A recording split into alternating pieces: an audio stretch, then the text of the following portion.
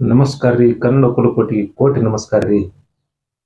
ಇವತ್ತು ನಮ್ದು channel 16,000ಕ್ಕೆ subscribe ಆಯ್ತ್ರಿ. ಅದಕ್ಕೆ ನೀವು ಕಾರಣರು ಕರ್ತರು ನೀವೇ ಆಗಿರ್ತೀರಿ. ಏನ್ರಿಪ್ಪ ಖುಷಿ ಅಂದ್ರ 16,000 ಮೆಟ್ಟಿಲ ಅಂದ್ರೆ ಒಂದೊಂದು ಸ್ಟೆಪ್ಗಳನ್ನ ಏರ್ತಾ ಹೋದಂಗೆ ಸಬ್ಸ್ಕ್ರೈಬ್ಗಳ ಸಂಖ್ಯೆನೂ ಕೂಡ ಜಾಸ್ತಿ ಆಗತ್ತೆ. ಆದ್ರೆ ತಾಳ್ಮೆ ಬೇಕು, ಪೇಷನ್ಸ್ ಬೇಕು.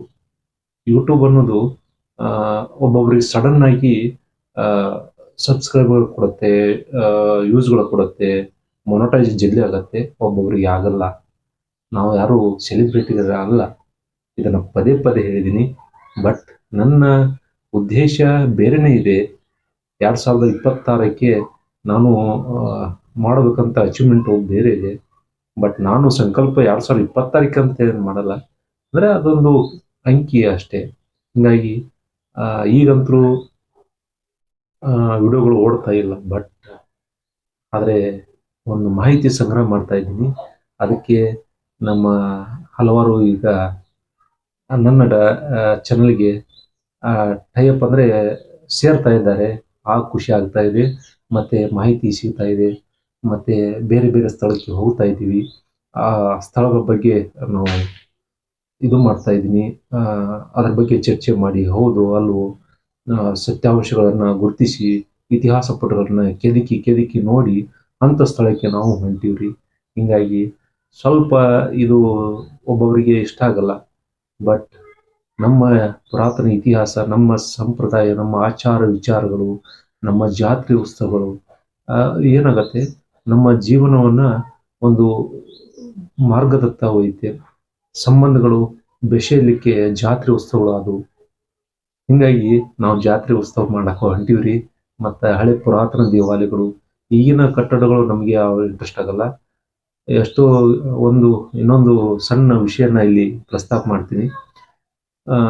ಮೊನ್ನೆ ಒಂದು 2 ಘಟನೆಗಳನ್ನು ಹೇಳ್ತೀನಿ. ಮತ್ತೆ ನಮ್ಮ ಥರನೂ ಆಗಿರ್ಬೋದು ನಿಮಗೂ ಕೂಡ.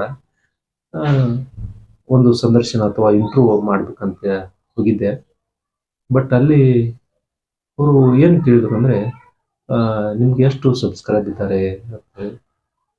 ಓಕೆ ಸರ್, ನಮ್ದು ಇಷ್ಟಿದೆ, ಒಂದು 10,000 10K ಸಬ್ಸ್ಕ್ರೈಬ್ ಇದ್ದಾರೆ. ಓಕೆ. ಆಮೇಲೆ ಸುಮ್ಮನೆ ಕುತ್ಕೊಂಡ್ಬಿಟ್ರು ಅವರು. ಇರಲಿ, ಅವ್ರಿಗೆ ಏನೋ ಅನಿಸಿದ್ರು ಗೊತ್ತಿಲ್ಲ.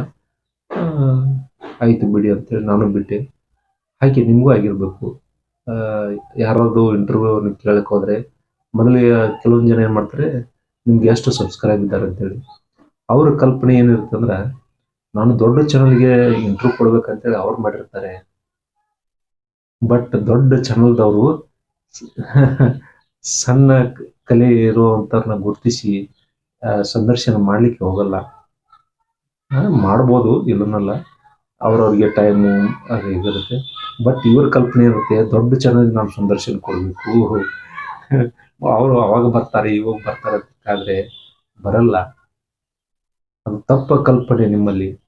ದೊಡ್ಡ ಚಾನಲ್ಗೆ ಬರ್ತಾರಂತೇಳಿ ನೀವು ಕಾಯ್ತೀರಿ. ಅವ್ರು ದೊಡ್ಡ ಚಾನಲ್ದವ್ರು ದೊಡ್ಡ ಸಾಧಕರನ್ನ, ದೊಡ್ಡ ವಿಷಯಗಳನ್ನ ಸಂದರ್ಶನ ಮಾಡ್ಲಿಕ್ಕೆ ಹೋಗ್ತಾರೆ. ನೀವೇನಾಗುತ್ತೆ, ದೊಡ್ಡ ಚಾನಲ್ದವ್ರು ಬರ್ಲಿ ಅಂತೇಳಿ ಕುತ್ಕೊಂಡ್ರೆ ನಿಮ್ಗಾಗಲ್ಲ.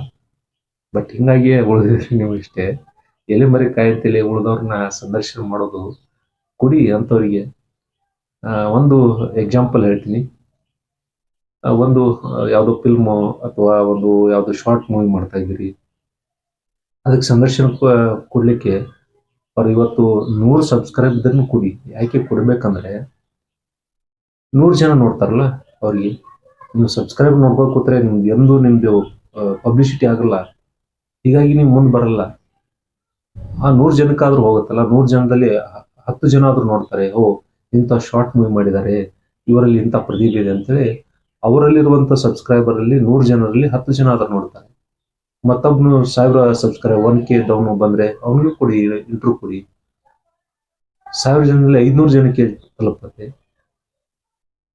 ದೊಡ್ಡ ಚಾನಲ್ನಲ್ಲಿ 1,00,000 ಸಬ್ಸ್ಕ್ರೈಬ್ ಇದ್ದಾರೆ, ಅವ್ರಿಗೆ ನಾನು ಸಂದರ್ಶನ ಕೊಡ್ಬೇಕಂತ ಕೂತ್ಕೊಂಡ್ರೆ ನೀವು ಅದು ಸಾಧ್ಯವಾದ ಮಾತು. ಹಿಂಗಾಗಿ ದೊಡ್ಡ ಇದಕ್ಕೆ ಹೋಗಿಬಿಡ್ತಾರೆ ಅವರು. ನಿಮಗೆ ಅಲ್ಲೇ ಕುತ್ಕೊಂಡು ಬಿಡ್ತೀರಿ, ನಿಮ್ಮ ಪಬ್ಲಿಸಿಟಿ ಆಗಲ್ಲ. ಹಿಂಗಾಗಿ 1000 2,000 ಇದ್ದವ್ರಿಗೂ ಕೊಡಿ. ಯಾಕೆ, ನಿಮ್ಮ ಪ್ರತಿಭೆ ಹೊರಗೆ ಬರಬೇಕಲ್ಲ. ಹಿಂಗಾಗಿ ಅದಕ್ಕೆ ಹೇಳ್ತಾ ಇದ್ದೀನಿ, ಸಣ್ಣ ಯೂಟ್ಯೂಬರ್ ಇರಲಿ, ದೊಡ್ಡ ಯೂಟ್ಯೂಬರ್ ಇರಲಿ, ಸಂದರ್ಶನ ಕೊಡಿ, ಮಾತಾಡಿ, ಮನದಾಳದ ಮಾತುಗಳನ್ನು ಹೇಳಿ. ಅಂದಾಗ ನಿಮ್ಮ ಪ್ರತಿಭೆ ಗೊತ್ತಾಗತ್ತೆ. ಕೆಲವೊಂದು ಜನ ಆ, ಇದು ನೋಡ್ಕೊಂಡು ಮಾಡ್ತಾರೆ, ಅವ್ರವ್ರ ಇಷ್ಟ, ನಾವೇನು ಹೇಳಲ್ಲ. ನಾವು ತಿಳಿದಷ್ಟು ನಮ್ಗೆ ಯಾರು ಸಿಕ್ಕಂತೆ ನಾವು ವಿಡಿಯೋ ಮಾಡ್ತಾ ಹೋಗ್ತೀವಿ. ನಾವು ಯಾವುದೋ ಜಾಸ್ತಿ ವಿಡಿಯೋ ಮಾಡೋದ್ರಲ್ಲಿ ನಮ್ದು ಕ್ವಾಲಿಟಿ ಇಲ್ಲ, ಹಾಗಾಗಿ ಮಾಡ್ತಾ ಹೊಂಟಿದೀವಿ.